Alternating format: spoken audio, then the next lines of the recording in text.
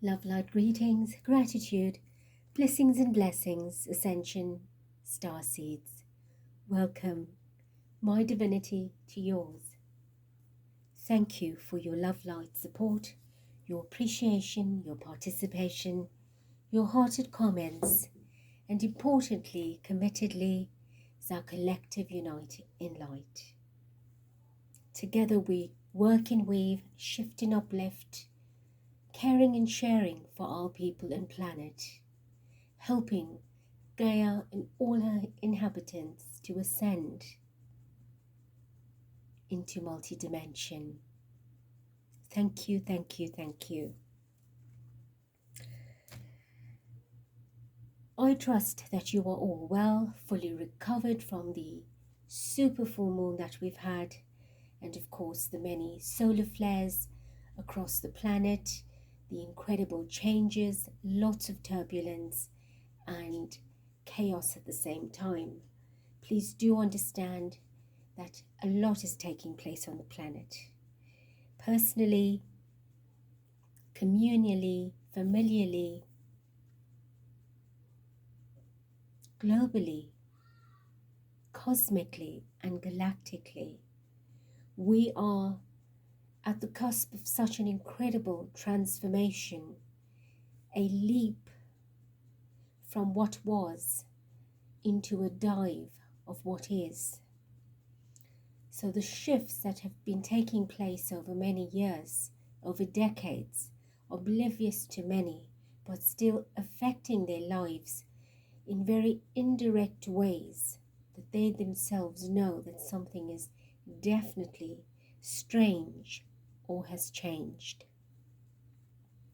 Well, all the shifts are doing is to rearrange, to restructure, to repair, to rejuvenate, to resuscitate, to resurrect, and of course, bring a brand new renaissance of everything unfolding.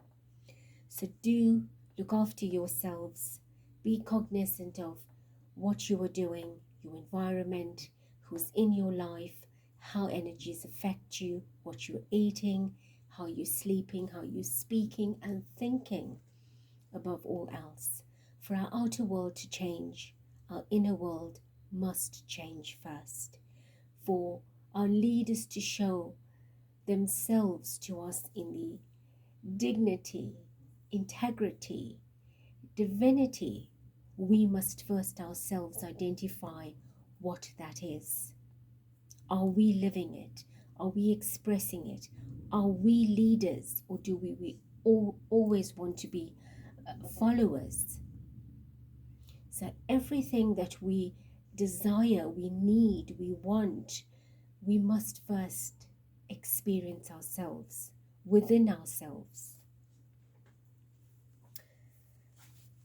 I am doing a video today on questions that one of our beautiful star goddesses from our Ascension family has asked, and I will read out her little write from the comments and of course the questions and answer them very simply as best as I'm able to. Please do excuse the noise. We have torrential rain over a few days, strong winds, power outages. We've got an assortment of things happening externally that has unsettled not just the neighborhood, but of course our pets as well. And lots of thunder rolling from 2 days now. However, now that our power is restored, I am here. So our beautiful sister of light that has asked the questions is Alessandra, and of course she says, it was simply amazing to partake into this 1010 portal activation. So much energy in my surroundings since, so much unfolding, letting go, coming to a different understanding of my role, my path here and now. So dearest sister, thanking you for imparting and sharing your teaching with us. I am so humbled and grateful to you, Mother, Father, Creator, my teams of light, Oversoul, for bringing me into your path, into star portal of ascension. She goes on to say, could you explain? So there are 6 questions. The different types of soul work. Is there a soul hierarchy as well? What does a young soul or old soul mean with regard to number of lives? Does a soul always incarnate on earth? Does a soul simultaneously live different lives or incarnations in the same now moment? And finally, are the Akash kept at the bottom of the ocean? Are the whales the backup database of the Akash? So, thank you, Alessandra. And I thought instead of commenting in the answers through responding to that, I'd rather do a video because this will benefit a lot of others as well that have similar questions or could perhaps give them a better understanding of what could, what isn't, what should, and allow them to piece together their curiosity and search for some of the answers. So let's ask our soul, our higher self, our guides. So the first question is the different types of souls work. So to let you understand this, right, the ultimate goal for any soul is to always express itself in the likeness of Creator. That is the prime work of the soul, the key factor, the most important, significant, magnificent, artistic expression of the soul is to experience any facet of its incarnation, whether it is in a physical embodiment as a human being, or as an animal, as a plant, as a mineral, or in a discarnate way in terms of spirit, light body, is to express itself in the completeness and wholesomeness of divine Creator, positive, light, doing good, etc. Right? So an incarnate soul, like a discarnate soul, is always striving for growth, for expansion, and liberation. Right? Liberation from the earthly incarnations of duality, but as a discarnate soul, forever learning and growing and seeking. So there's an endless curiosity to learn, to grow, to know, to flow, to glow. So the souls choose various types of work, all right? And this is in agreement with your preordained soul contract that you sit and script with different council members, mentors and guides, your higher self, your angelic teams, the ascended masters, and different hierarchies of elders, star families, depending on what your choices, what you choose to experience in a specific incarnation. So you could at this point ask yourself, what have you accomplished in this life thus far? Where are you at now? And what are you desiring to manifest? And that would give you an idea in a very briefing, very sporadic way of how your soul has made choices for what it is you need to experience or express, to learn and to teach. So for example, on an earthly plane, you have a teacher or an educator who has decided that this life I want to be a teacher or an educator or an instructor or a professor for example. So what is the ultimate goal?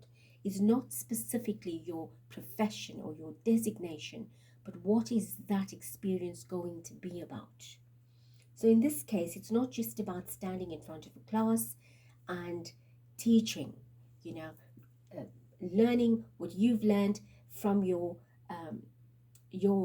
years of study, and of course your books of knowledge, to stand out there and then go and spew it back out to your children, your students, your class, or your group. There is much more to that. And what is more is the ability to be a leader, to set an example, to interact with mass on a larger scale, more than one, to be communal, to be humanitarian, right? To be a caretaker, to be a mentor, right? Because you're going to be talking to, interacting and caring for children or even adults, but they're in your care, they're in your nest. You are heading that, you are leading that, you are guiding them. At the same time, you are multitasking because you are dealing with or liaising with a variety, a diversity of individuals, from race to gender to culture to learning abilities, etc. So these are all the lessons, not just for the children or the adults, but for yourself. So you are learning how to be social, how to be humanitarian, how to be understanding. You're also learning patience, tolerance. You are learning from them as they are from you. So it's a two-way process and progress for any soul. It's not just about the teaching or the learning. It is a combination, a diversity of creativity, of spirit, and exchange of energy, one to the other, and from the other to you. So a horticulturist, for example, has chosen, because you love nature, you love the land, the earth, the soil, the elements. You want to be out there and not confined to an office or a specific confinement. You want to be experiencing what the openness is, the vastness is. Your mind is curious on a different level. But again, you're still a leader. You still want to improve. You enjoy nature's beauty, nature's healing, and your teaching and learning is more natural and organic and free. So that's what you are choosing. There are no lessons that are lesser than the other. There will always be a variety of lessons, regardless of your profession or your soul's work. And the very same applies to your light parts of you that do not incarnate, is that you are learning on the inner planes similarities so that you can accrue that wisdom, and when you incarnate, bring that with you. So you are preparing and training and going through all of that trial, tribulation, exampling, leadership, mentoring, guidance, etc. prior to your incarnation. So there are always intervals between your soul's current to your next incarnation. We can go an entire century or 2 or 3 before you choose a physical incarnation to come and experience it. But during that time, you're not sitting there and doing nothing. You are constantly evolving in other levels of growth, in other systems of worlds as well. Is there a soul hierarchy as well? Question 2. Yes. There is always soul hierarchy. There are hierarchies in all systems, all dimensions. So the difference between the spirit and matter, the earth and the higher dimensions, is that the earth on a 3D level, on a matrix level, the hierarchies seek power, positioning, and the purpose is to divide and conquer. The rules are about competition and war and separation. There are classes, classification that separate, divide you according to your fame, your fortune, your stature, and very much poverty and victimization. So the hierarchies in the spiritual realms operate from the vibrations of unconditional love and unity consciousness, of compassion and wisdom. So younger souls will seek out assistance and guidance and mentorship and teachings and knowledge from the evolved souls, from the star elders, from your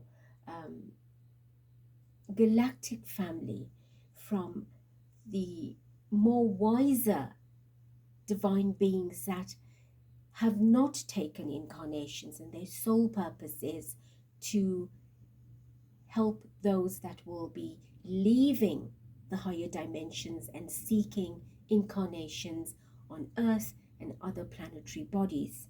So their purpose is they are the teachers, the wise ones, the mentors and the guides, and that is what their training is predominantly about. And it is from there they impart the divine wisdom, the soul wisdom to you. And what they gain in return is that you come back from different lifetimes or experiences and tell them what was happening, what is going on. And they create divine policies, divine methods and scriptings and teachings based on that diversity. So when they have another soul that comes forward and says, I've also experienced this, how do I handle it better when I need to go back and learn from it? So you've got documentation, very much like we do here on the physical earth realm, where you document your findings and your theories and your practicals, and you create different type of tasks and methods, and you are able to improve on your thesis. So in the higher realms, the hierarchies work on a very understanding, compassionate and loving level, and maintain the consciousness of no realm or hierarchy is better than the other, and no one is there to outwit the other. They work only in unity consciousness, and each respects the work that is assigned to them, right? So their prime, their aim, their goal, their focus is to sustain and maintain that perfect balance of the workings and the teachings through the hierarchies, and to maintain that communal, supportive and commitment of ensuring that they are there as the great shift for the change. They are there as the leaders of unity consciousness, and they're always cheering their students to do better, to motivate, to encourage. It's not, I teach you 5 things and I hold back 10. We are transparent in our teachings. We share openly, willingly, unconditionally, and very joyfully helping one another to make things work. So it is a win-win for every soul. The third question is, what does a young soul or old soul mean with regard to number of lives? So a young soul can mean two things, right? I broke it down into just two definitions, or the understanding of two ways in which to perceive it. Firstly, a young soul could mean a newly created soul, right? Very much in infancy, meaning have endured, experienced just a few lifetimes, right? So that is very self-explanatory. And the second one is a soul that has not experientially matured. So that is a soul that has had many incarnations, much more incarnations than a newly created soul. However, this particular soul has still to or yet to experience maturity. So this particular soul can decide in many, many lifetimes, I just want to do the basic, the simple. I don't really want to venture out too much out of my comfort.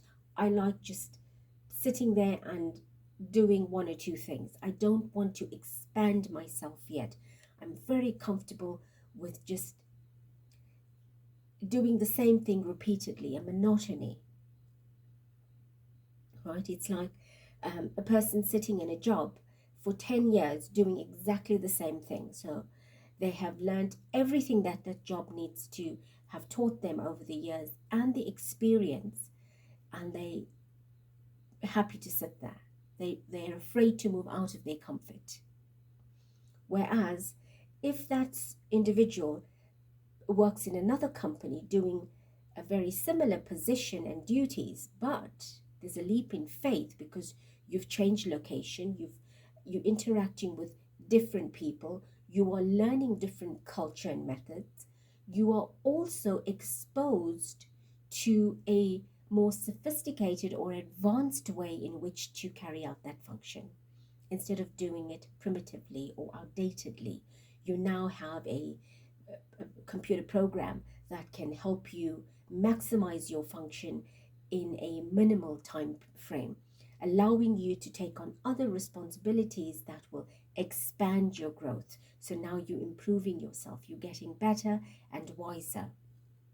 So that is an expression of a soul that is not experientially mature, right? So they do not know everything in that position. There's much, much more to learn, but they've got to step out of the comfort zone and say, right, in my new life, I'm going to script that I do not just want to do things manually and think in my box only. I now want to take the leap forward and go and study something and, of course, better my knowledge so I can fill a different position, right? So I've gained this knowledge, but let me go on to progress and study and take on a different position. I don't want to do this for the rest of my life. So very much a young soul that is learning, growing, experiencing, and also very afraid to step out or step on or step up. So with an old soul, right, this also can mean, one, an aged soul in terms of the number of incarnations, being it hundreds of incarnations or thousands of incarnations. So that is age. How many times in terms of numeracy, although souls are not really classified according to number of incarnations. The age of a soul has a lot to do with your experience, your lessons, your growth, your teaching, your ability to have ticked the boxes, right? And not necessarily how many lives, because we can see that with a young soul, you can have 100 lifetimes and still be very much experientially immature. The second one is an old soul is also classified or defined as or perceived as an incredibly wise soul. And this does not have anything to do with age, as much as in the cycles of incarnation, with the aged soul having many lifetimes and not really spiritually expanded or grown, but a wise soul could have much lesser incarnations but achieve spiritual growth more rapidly, more committedly, more dedicatedly, right? So there is a fine line between a young and an old soul, because there's a mixture of both in both the interpretations or definitions of a young and an old soul. But a lot of the newly created souls that can seem young are being skilled and trained in the inner planes to take incarnations and appear incredibly wiser. And you can take that from our children today that are incarnating, that are so different because they are coming hard drive activated, soul memory or cellular memory activated, because they are receiving the adequate training and wisdom in which to come here and activate. So they are living portals and are working with the refined energies on the planet and are adaptable to this highly powerful energies that are exhausting the ordinary physical bodies. So let's move on to number 4. Does the soul always reincarnate on Earth? No, absolutely not. There are many planets that souls experience in. There is a vastness of creation in other constellations, other galaxies, other cosmic bodies that souls incarnate. A soul is endless, eternal, unconditionally immortal. A soul cannot be dissolved by a death of a physical body. The only vibration that can dissolve a soul is the Creator, Him herself, is to be able to reabsorb that soul back into itself and end that aspect of the soul's experience or lifespan, so to speak.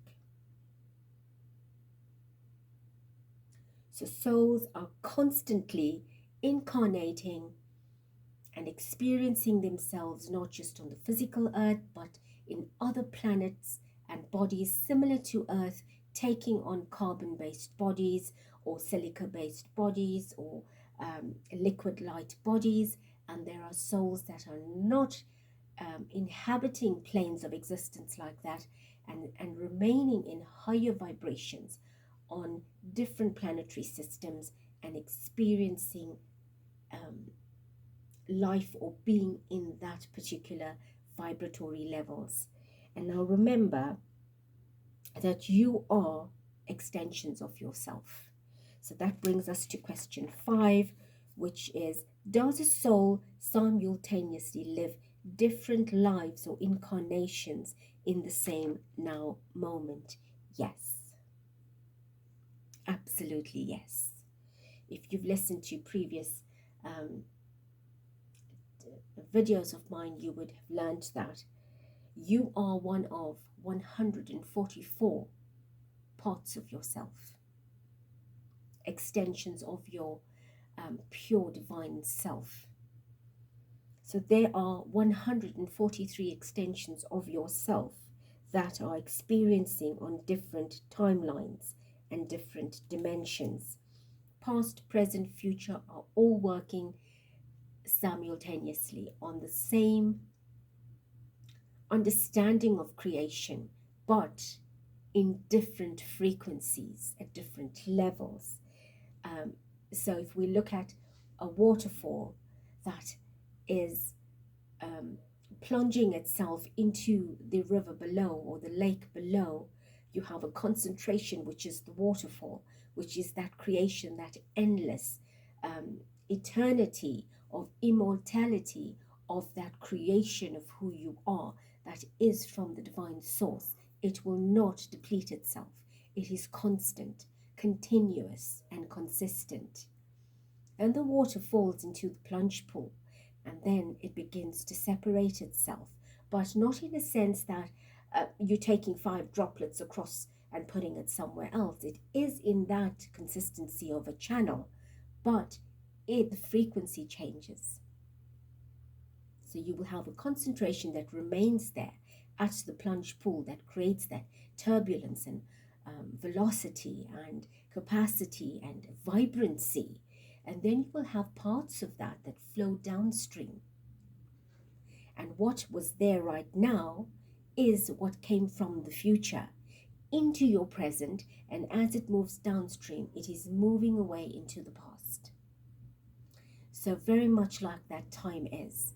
All timelines coexist. Your future is now coming a moment into your present and moving a moment later into your past. So therefore, the only constant is your now. Right? So the different parts of who you are at any given time of your 144, you could have 2 more souls aspected from your monad self that will incarnate on earth, for example. So you could be one of 3 or one of 2 or an only one in this particular timeline that will experience a physical human embodiment. And the other aspects are experiencing life or expressions of themselves in different systems. And there are parts that do not leave your support system, because it's got to constantly ensure that that waterfall is flowing. So they are there holding the vibration of sound and color and expression and toning and humming and being and life force and adamantine particles and your soul's Akash, constant, replenished as a support system for you to be able to experience life. So there are times when you heard connect with your soul, right, which is an aspect of who you are in your physical embodiment, carrying your body, maintaining it, containing it, sustaining it. And then you've got your higher self, your mastered self, all the way up in the different levels to your monad self. And from there, that's your hub, your direct contact as part of your soul lineage. And you have the ability and the power to access help, wisdom, guidance, mentorship, support from those wiser aspects of who you truly are. It is all within your reach, within your your access, your accessibility, your it is a moving library, so to speak. So wherever you move, that is moving with you as a connection with your etheric cord that extends from your fontanel, from your crown chakra, all the way into infinity. That you have the ability to climb up that etheric ladder and visit all the museums, the archives of who you are, and access that wisdom, that knowledge, make that contact, that connection. Right, so let's get to the next question. Are the Akash kept at the bottom of the ocean? Are the whales the backup database of the Akash? Excuse me. So the Akash, or the Akashic records, is very much a spiritual or a cosmic database that houses, very much like our Google here, absolutely everything in creation. Right? There are Akash or Akashic records for each cosmic system or constellation, galaxies, in that the different planets, that gets broken down to different kingdoms, different systems, and of course it is incredibly complex. But if we talk about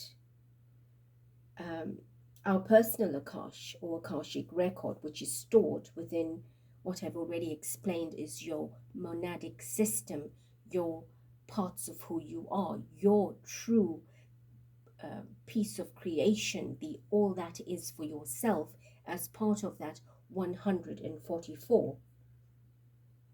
And you have access to that library, that archaic system of records, of information, of wisdom that holds your inception from creation, every single lifetime that you've experienced. What were your good, what was your bad, and so on. Everything is documented. Your life plans, you have the power in which to visit that in your dream state through meditation and extract from that the information of what you might have mastered and what you're here to do. So you have the power to do that as a personal level. So that is housed in your personal system, as will be everyone else. And of course, the greater collective of that will be in an unconscious level, as a next level, that human consciousness, all human incarnations are housed in this particular vibration or realm of existence. Then that will increase from the extensions of you that have had experiences in other lifetimes and other dimensions that are connected to different systems, races, and galaxies. So it is continuous and constantly evolving and growing. The planetary Akashic records or galactic Akashic records will be protected by beings that are assigned as the keepers of those collective records, by the greater consciousness, by the vastness of higher beings that will be in charge of particular systems. Like you've got Archangel Michael, you will have Archangel Metatron, you will have Lord Melchizedek, you will have Sananda, you will have Maitreya, you will have Elmoria, you will have all these incredible beings that are working with our planet, as well as others that will be housing the planetary logos information, the cosmic logos, the galactic logos, all relating to Earth's various cycles, civilizations, incarnations, etc. As just one planetary body that has such a vastness of experience. Remember, it is infinite. So what we are asking here is incredible. It is beyond our understanding and comprehension. But as we evolve, we will be allowed to access, to research, to download, to learn, very much like we're doing now, right? But you've got to be skilled. You've got to go follow the protocol. You've got to be able to substantiate why is it that you need to seek that knowledge? What is it for your soul's growth? Are you taking on an incarnation to assist or participate in a particular experiment or plan or strategy, or what is it of value for you, to you? Instead, you should be focusing on what is important right now. So we've got to go through the levels of the primary, the secondary, the tertiary, in which to get galactic, cosmic. Now remember, the as above, so below concept is literal, not just figurative or metaphysical, right? Metaphoric. It is literal. What happens above happens below. What happens below happens above. So like we have systems, methods, hierarchies, levels, realms, frequencies, understandings, learning, teaching, etc. It is the very same principles that our earthly laws are based on from these spiritual laws. But the difference is that when we, as a planetary system, had fallen from grace from the enlightened times through our planetary's destructions, etc., we have operated on the below level, the 3D earth level, in lust, in separation, in poverty and victim consciousness.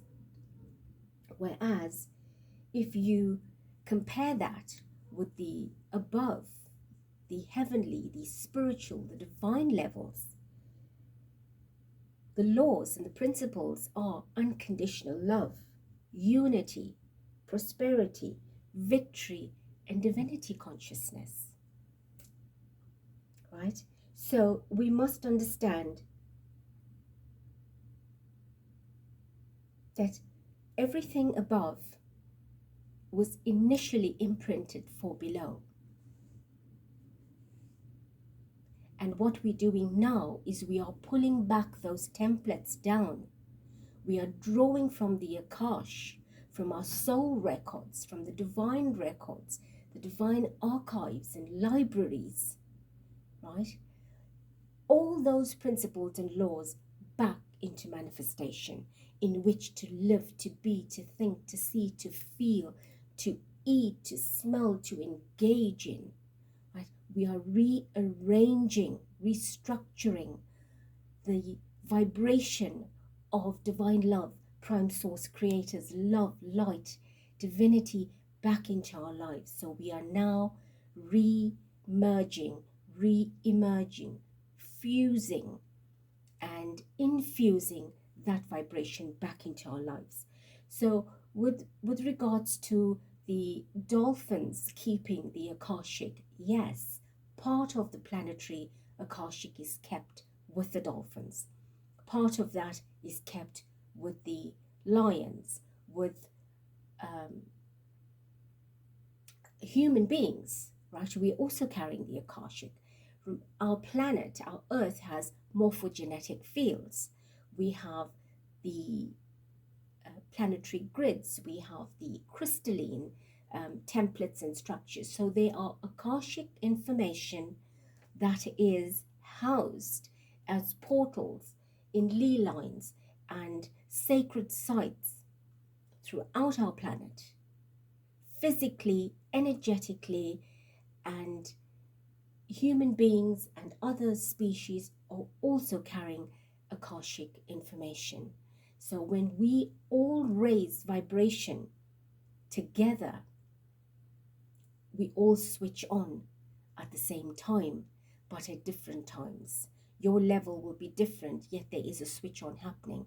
So it's like your home has electricity, right? It has power grids, but you don't have all the lights on at the same time. You will switch them on as and when needed, but it will be slightly different here, because as you are ready, you will come online, and as the next part of you is ready, the next one is lighting up. So eventually you, the house, will have all your lights on at the same time, same frequency, the same vibration as a base energy, and then you will expand from that.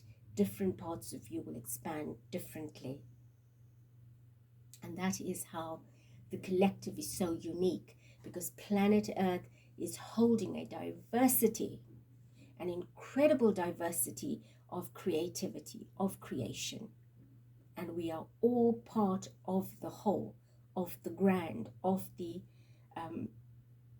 greatness, the vastness. So there's no human being or part of creation that's an island to itself. So as a soul, you are connecting with other souls and parts of your higher self in soul, other pieces of creation, other beauties and facets. It's incredible and powerful. So know that you are not alone in this. We are here together, and we have the support. We need to tap into it and tune into it. So let me leave it here. I love you dearly. Bless you. Thank you. Till next.